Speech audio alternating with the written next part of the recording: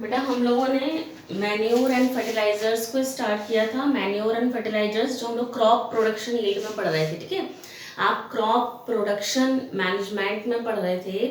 Crop production management में हमको वही सारे फैक्टर्स पढ़ने हैं जो क्रॉप्स के इम्प्रूवमेंट के लिए बहुत यूजफुल होते हैं। जैसे आपको मैंने मैन्योर बता दिया, मैन्योर के आपने एडवांटेजेस पढ़ लिए। मैन्योर और फर्टिलाइजर्स में डिफरेंस आपको बताया था। Manure is the natural and chemical fertilisers are chemicals. तो नेचुरल जो है नेचुरल फर्टिलाइजर्स जो हैं वो ह्यूमस बनाते हैं, दैट इज मैन्योर, ठीक है। मैन्योर के कुछ एडवांटेजेस भी हैं, कुछ डिसएडवांटेजेस भी हैं। एडवांटेजेस आपने लिख लिए थे, डिसएडवांटेजेस आपको मैंने ये बताया था कि डिसएडवांटेज, एक तो बहुत बड़ा डिसएडवांटेज ये है कि ये न्यूट्रिएंट स्पेसिफिक नहीं है। मैन्योर न्यूट्रिएंट स्पेसिफिक नहीं है, और अगर किसी क्रॉप को न्यूट्रिएंट्स चाहिए तो अगर फॉस्फेट की कमी होगी तो पूरा ही वो मैन्योर देना पड़ेगा जिसमें सारे ही न्यूट्रिएंट्स होंगे, क्योंकि मैन्योर के अंदर सारे ही न्यूट्रिएंट्स होते हैं। कोई पर्टिकुलर मैन्योर नहीं, कोई पर्टिकुलर न्यूट्रिएंट वाला मैन्योर नहीं है कि किसी प्लांट को सप्लाई कर दिया जाए। लेकिन जो फर्टिलाइजर्स होते हैं वो केमिकल फर्टिलाइजर्स हैं, उसका नुकसान है create pollution, and pollution create करेगा। दूसरी चीज़ ये कि ये केमिकल फर्टिलाइजर है जो कि नदियों में बह के जाएगा और फूड चेन के थ्रू एनिमल्स तक पहुंचेगा, एक्वाटिक एनिमल्स को खत्म करेगा। क्योंकि मैन्योर के कुछ एडवांटेजेस हैं तो मैन्योर के कुछ डिसएडवांटेजेस भी हैं। आपने मैन्योर के एडवांटेजेस पढ़ लिए बेटा, आज हम लोग मैन्योर के डिसएडवांटेज पढ़ेंगे, फिर फर्टिलाइजर्स को स्टार्ट करेंगे, ठीक है। तो disadvantages of manure,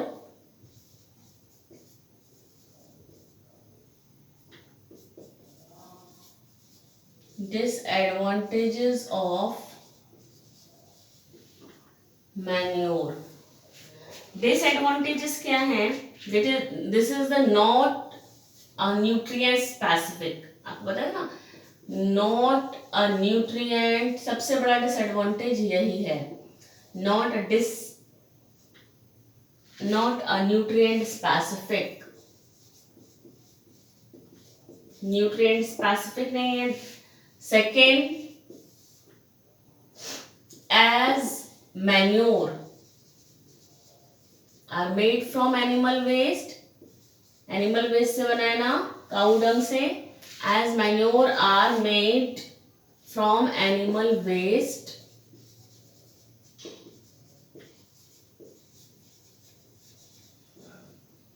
they may contain weed seeds, they may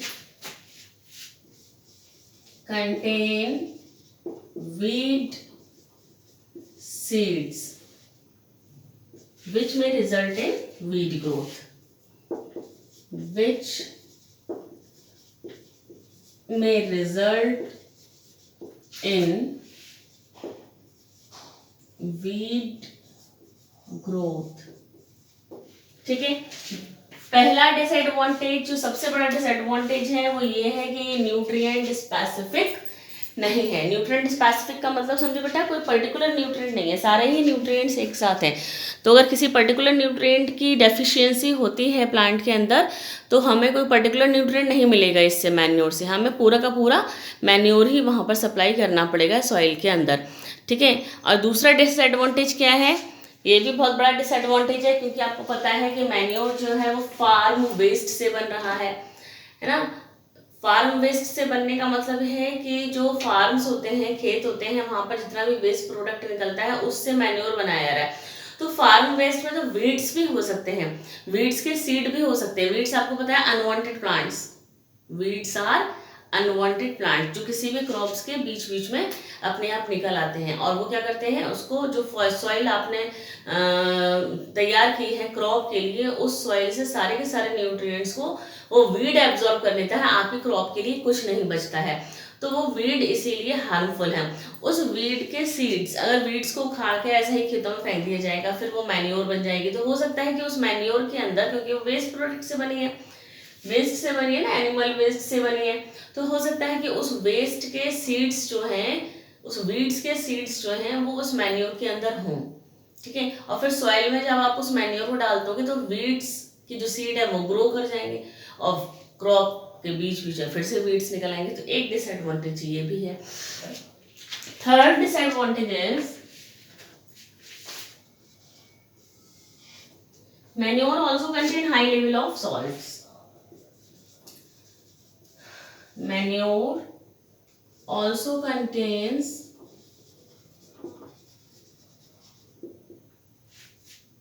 high level of salts. High level of salts which may damage root of plants.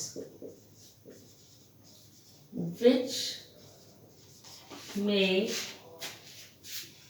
damage root of plants. अब manure में salts बिल्कुल हो सकते हैं क्योंकि एनिमल वेस्ट से बन रहा है, ठीक है। अब जब एनिमल वेस्ट से बन रहा है मैन्योर तो उसके अंदर ऑब्वियसली सॉल्ट्स ज्यादा हो सकते हैं। अब वही मैन्योर जिसमें कि सॉल्ट ज्यादा है, अगर वो सॉइल को सप्लाई किया जाए तो वो सॉइल से वाटर के थ्रू किस में पहुंचेगा, प्लांट्स के रूट में पहुंचेगा। प्लांट्स की रूट्स में जब सॉल्ट ज्यादा पहुंच जाएगा तो बेटा सॉल्ट की ज्यादा वजह से आपने सेल वाले चैप्टर में पढ़ा है ना, सॉल्ट ज्यादा पहुंच जाएगा तो हाइपरटोनिक सॉइल कैसी बन जाएगी, हाइपरटोनिक सॉल्यूशन बन जाएगी। सॉइल में जब सॉल्ट ज्यादा हो जाएगा तो सॉइल कैसी बन जाएगी, हाइपरटोनिक बन जाएगी। हाइपरटोनिक में जब प्लांट्स की रूट होगी तो प्लांट्स की रूट खराब हो जाएंगी। आपने फर्स्ट चैप्टर जो पढ़ा है सेल वाला चैप्टर आपने पढ़ा है ना बेटा, तो सेल वाले चैप्टर में आपने पढ़ा होगा कि अगर हम किसी भी प्लांट सेल को हाइपरटोनिक सॉल्यूशन में डालते हैं तो वो श्रिंक हो जाती है। श्रिंक हो जाती है ना बेटा, क्यों? क्योंकि उसके अंदर जितना भी वाटर कंटेंट होता है वो सब बाहर रिलीज हो जाता है, यानी कि एक्स ऑस्मोसिस हो जाती है। क्या हो जाती है, एक्स ऑस्मोसिस, जिसको कि प्लाज्मोलाइसिस कहते हैं। क्या कहते हैं, प्लाज्मोलाइसिस। तो रूट्स जब salt high salt containing soil में होंगी तो वो सॉल्ट रूट्स के अंदर जाएगा और सॉल्ट की वजह से क्या होगा, रूट की प्लाज्मोलाइसिस हो जाएगी और रूट्स खराब हो जाएंगी। रूट खराब हो जाएंगे तो पूरा प्लांट खराब हो जाएगा। ये डिसएडवांटेज भी हो सकता है। Next is slow in action. बहुत ही स्लो एक्शन होता है इनका, है ना। It takes long time to decompose. It takes long time to decompose। क्योंकि इसमें तो क्या होता है कि वेस्ट प्रोडक्ट्स हैं, तो वो वेस्ट प्रोडक्ट्स से जो मैन्योर बनाई गई है जब उनको सॉइल में डाला जाएगा तो सॉइल में जाके सबसे पहले तो उनका डिकम्पोजिशन होगा। जब उनका डिकम्पोजिशन हो जाएगा तब वो सिंपल न्यूट्रिएंट्स में कन्वर्ट होंगे, क्योंकि वो तो वेस्ट मटेरियल है। वेस्ट मटेरियल क्या है, कॉम्प्लेक्स सब्सटेंसेस हैं। कॉम्प्लेक्स सब्सटेंसेस यानी वेस्ट प्रोडक्ट। वो वेस्ट प्रोडक्ट को जब आप सॉइल में डालोगे, यानी कि manure is made up of waste product. Complex compounds है उसके अंदर, कॉम्प्लेक्स न्यूट्रिएंट्स हैं। वो कॉम्प्लेक्स न्यूट्रिएंट्स जमीन के अंदर जाएंगे, जब डालेंगे आप मैन्योर के फॉर्म में, तब बैक्टीरिया उस वेस्ट प्रोडक्ट का यानी कि उस मैन्योर का सबसे पहले डिकम्पोजिशन करेंगे, उसको सिंपल सब्सटेंसेस में चेंज करेंगे, तब वो सिंपल सब्सटेंसेस सॉइल में जाकर एज ए न्यूट्रिएंट प्लांट उसको कंज्यूम करेगा। ठीक है, स्लो एक्शन है। जबकि केमिकल फर्टिलाइजर्स क्या होते हैं, केमिकल फर्टिलाइजर्स में है ही वही न्यूट्रिएंट्स, फटाफट से केमिकल फर्टिलाइजर्स डालिए सॉइल के अंदर, वो तुरंत एक्शन दिखाना शुरू कर देते हैं। तो हर चीज के एडवांटेजेस हैं तो हर चीज के डिसएडवांटेजेस भी हैं। ठीक है, एडवांटेजेस आपने पढ़े कि एडवांटेज मैन्योर का सबसे बड़ा एडवांटेज ये है कि इससे पोल्यूशन नहीं होगा, पोल्यूशन नहीं होगा। फिर नेचुरल है, फार्म वेस्ट से बन रहा है, एनिमल वेस्ट से बन रहा है। ठीक है, ये सारे डिसएडवांटेजेस हैं जो कि एग्जाम में पूछे जाते हैं बेटा, डिसएडवांटेजेस ऑफ मैन्योर। ठीक है, चलिए अब हम लोग फर्टिलाइजर्स को स्टार्ट करेंगे। फर्टिलाइजर्स मैंने आपको समझाया था बेटा, केमिकल फर्टिलाइजर्स हैं और न्यूट्रिएंट स्पेसिफिक भी होते हैं। कौन कौन से केमिकल फर्टिलाइजर्स होते हैं ये पढ़ते हैं। ठीक है, डिसएडवांटेजेस देख लीजिए मैन्योर के।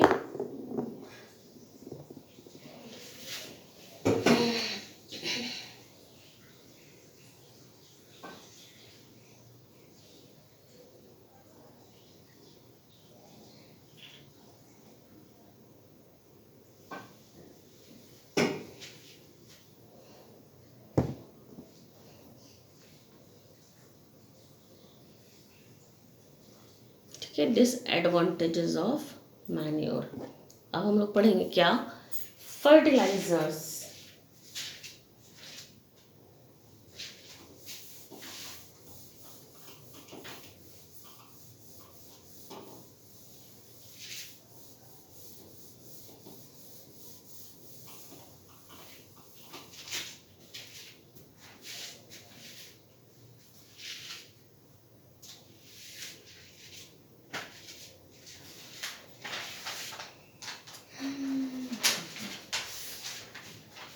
Fertilisers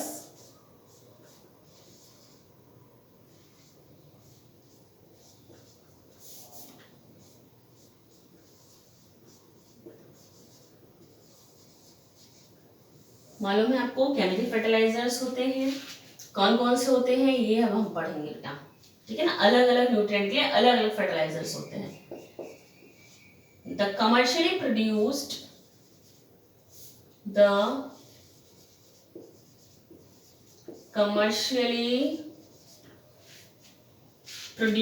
organic, commercially produced organic or inorganic,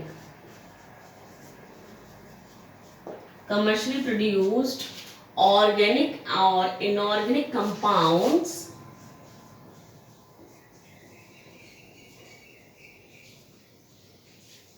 containing one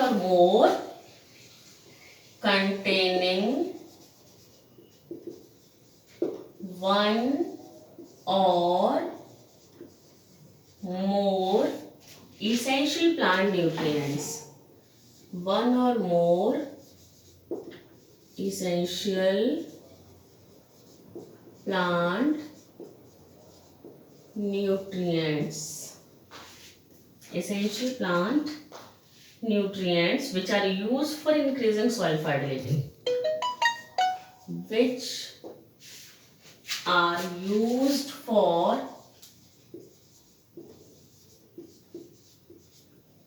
increasing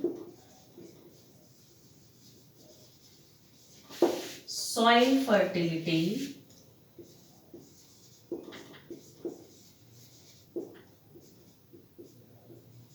are called fertilizers,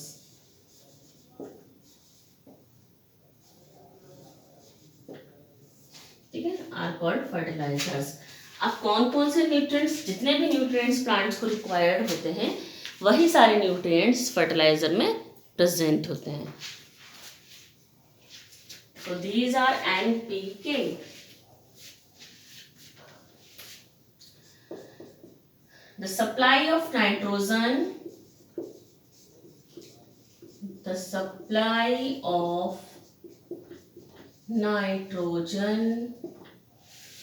phosphorus and potassium, nitrogen, phosphorus and potassium, ये तीनों ही इसेंशियल है, बहुत ज़रूरी है प्लांट्स के लिए। Nitrogen, phosphorus and potassium, NPK। N means nitrogen, P means phosphorus and K means potassium.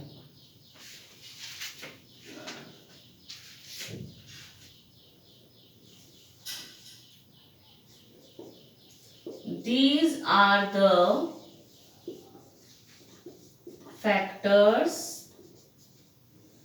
for the higher yield of high cost farming. These are the factors for the higher yields of high cost farming, of high cost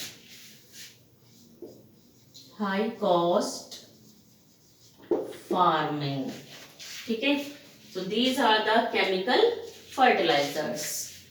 So the commercially produced organic or inorganic compounds containing one or more essential plant nutrients which are used for increasing soil fertility are called fertilizers. The supply of nitrogen, phosphorus and potassium, ठीक है ना, they supply nitrogen and potassium, they supply of nitrogen, phosphorus and potassium. These are the factors for the high rate of high cost farming. High cost farming, सबसे ज़्यादा cost की जो farming होगी, crops होंगी, उसके लिए ये केमिकल फर्टिलाइजर्स को यूज़ किया जाता है, जिससे कि जो क्रॉप्स होती हैं उस क्रॉप्स को कोई भी हार्म ना हो, वो क्रॉप को खराब होने से पहले बचा लिया जाए। क्योंकि मैन्योर्स जो होते हैं वो तो इतना स्लो एक्शन करते हैं कि अगर प्लांट में कोई डिजीज़ लगी होगी और आप मैन्योर को डालोगे तो वो इतना स्लो एक्शन करेंगे कि तब तक तो सारे प्लांट्स में डिजीज़ लग चुकी होगी। लेकिन ये केमिकल फर्टिलाइजर्स होते हैं, ये फर्टिलाइजर्स जो होते हैं वे केमिकल्स होते हैं और इतनी तेज़ी से एक्शन करते हैं कि जैसे ही आप इनको डालेंगे तुरंत एक्शन करना शुरू कर देंगे और वो ख़त्म हो जाएगी डिजीज़ या जो भी डैमेज उसको हो रहा होगा क्रॉप को। That is the fertilisers, chemical fertilisers. ठीक है, अब हम पढ़ते हैं advantages of fertilisers. Advantages of fertilizers then disadvantages of fertilizers। पहले एडवांटेजेस पढ़ेंगे फिर डिसएडवांटेजेस पढ़ेंगे।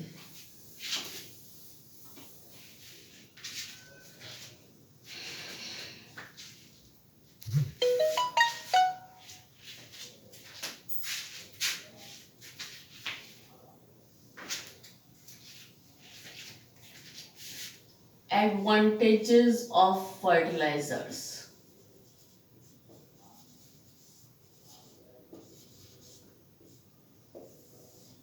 एडवांटेजेस ऑफ फर्टिलाइजर्स, नंबर 1, सबसे बड़ा डिसएडवांटेज, सॉरी सबसे बड़ा advantage, nutrient specific.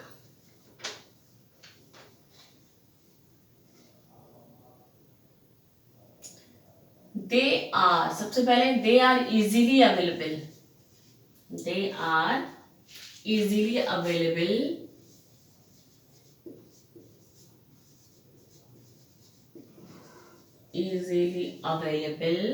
easy to use and store। बताया था आपको, क्योंकि बहुत थोड़ी सी जगह में ही आ जाते हैं ये, तो उसको कहीं भी आप स्टोर कर सकते हैं, कहीं भी कैरी करके लेके जा सकते हैं। क्योंकि मैन्योर इतने ज़्यादा अमाउंट में होती है कि आप उसको कैरी नहीं कर सकते हैं और स्टोर करने में बहुत ज़्यादा जगह चाहिए होती है मैन्योर में। लेकिन केमिकल फर्टिलाइजर्स के लिए बहुत थोड़ा सा स्पेस चाहिए होता है स्टोर करने के लिए। So they are easily available, easy to use and store, easy to use and store। Next is they contain high amount of nutrients, they contain high amount of nutrients, high amount of nutrients, high amount of nutrients। Next is they are nutrient specific, nutrient specific है, particular nutrients हैं इसके अंदर, they are nutrient specific।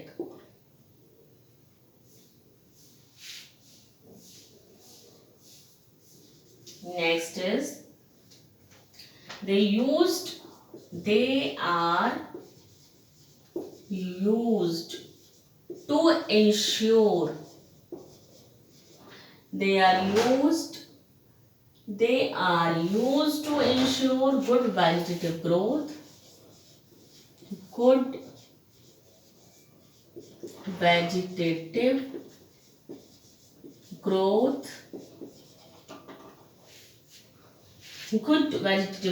and give rise to healthy plants, and give rise to healthy plants। ठीक है, so these are the advantages of chemical fertilizers। Number 1, they are easily available, easy to use and store। Number 2, they contain high amount of nutrients, Number 3, they are nutrient specific. Number 4, they are used to ensure good vegetative growth. Good vegetative growth का मतलब है, vegetative growth क्या होती है? Plants की root, stem और leaf की growth. Vegetative growth होती है रूट, स्टेम और लीव्स की growth.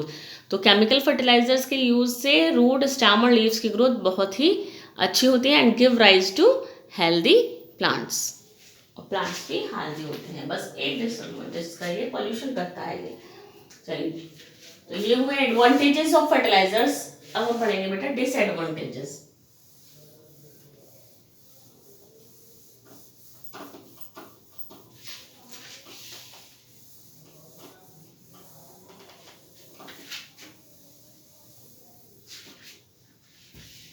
Disadvantages of fertilizers.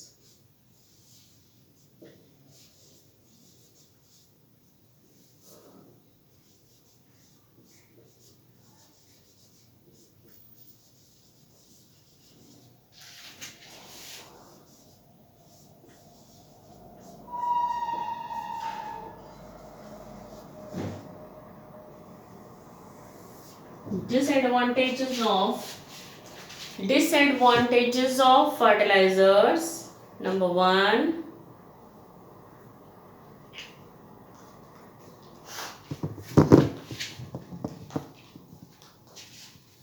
disadvantages of fertilizers.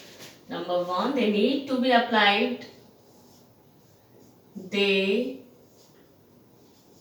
need to be applied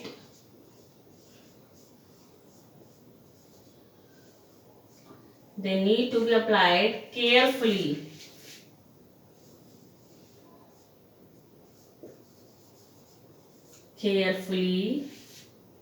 In terms of proper dose. In terms of proper dose. In terms of proper dose, time and looking after the pre and post application precautions. And looking after pre and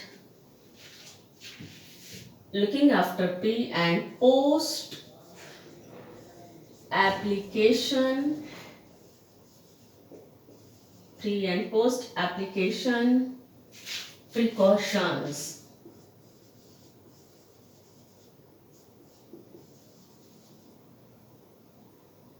पहले तो इसका मतलब समझिए बेटा. They need to be applied carefully in terms of proper dose. In terms of proper dose, time and looking after.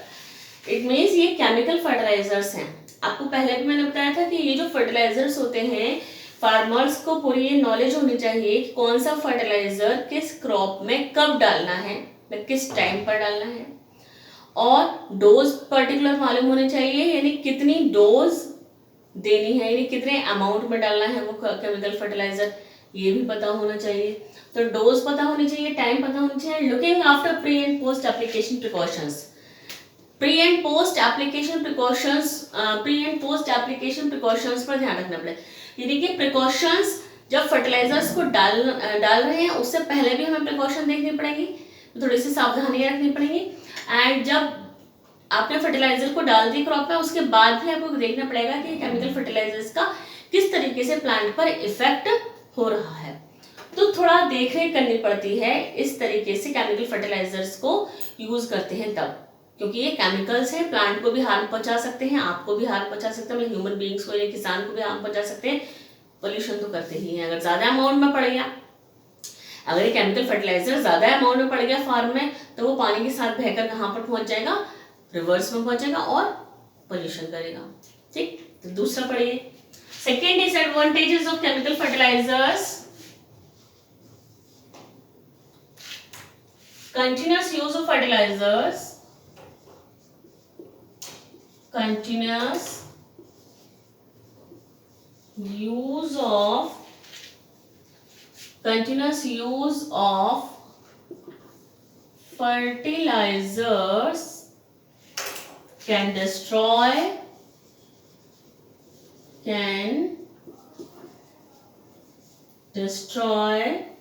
soil fertility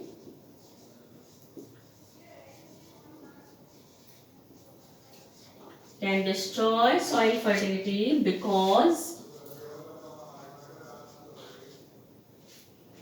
organic matter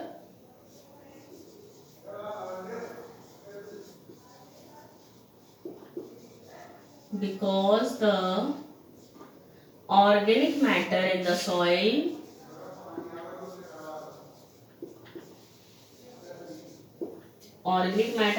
does not get replenished. Organic matter in the soil does not get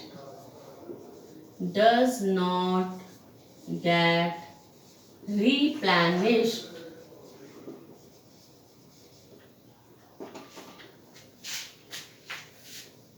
Hence,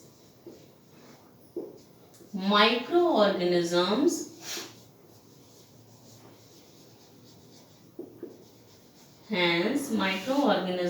in the soil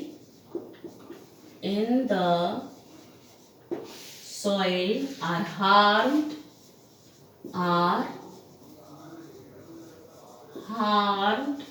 by the use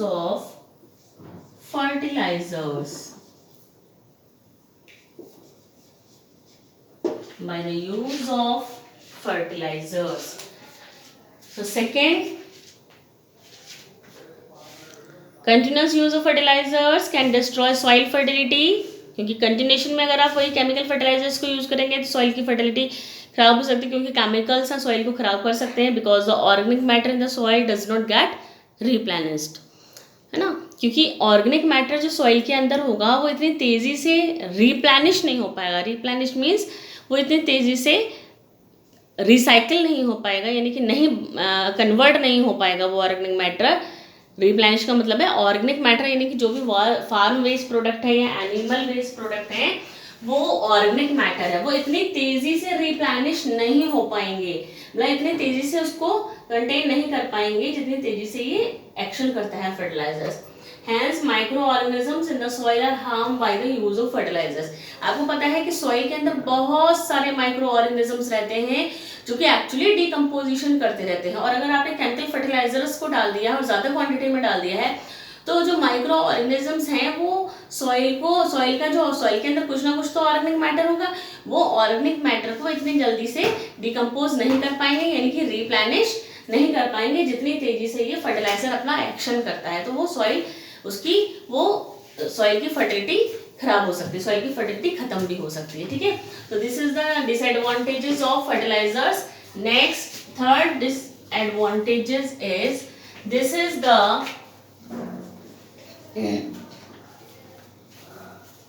these are the chemical fertilizers. These are the chemical fertilizers which causes the water pollution. Which causes the water pollution. ठीक है, water pollution, क्योंकि अगर ज़्यादा amount में पड़ गए होंगे, अगर ज़्यादा अमाउंट में वो सॉइल के अंदर होंगे तो वो केमिकल फर्टिलाइजर्स पानी के थ्रू बहकर रिवर में जाएंगे और पॉल्यूशन को कॉज करेंगे. ठीक है, so these are the disadvantages of the chemical fertilisers. आपने एडवांटेजेस भी पढ़ लिए फर्टिलाइजर्स के, आपने डिसएडवांटेजेस भी पढ़ लिए. नेक्स्ट हम लोग जो स्टार्ट करेंगे बेटा क्रॉप प्रोडक्शन मैनेजमेंट में, नेक्स्ट हम लोग इरिगेशन स्टार्ट करेंगे. इरिगेशन जिसको कहते हैं सिंचाई. तो इरिगेशन के लिए कौन कौन से जो सोर्सेज हैं वो यूज होते हैं, सबसे बड़ा सोर्स इरिगेशन का क्या है, ये सारी चीजें पढ़ेंगे नेक्स्ट लेक्चर में.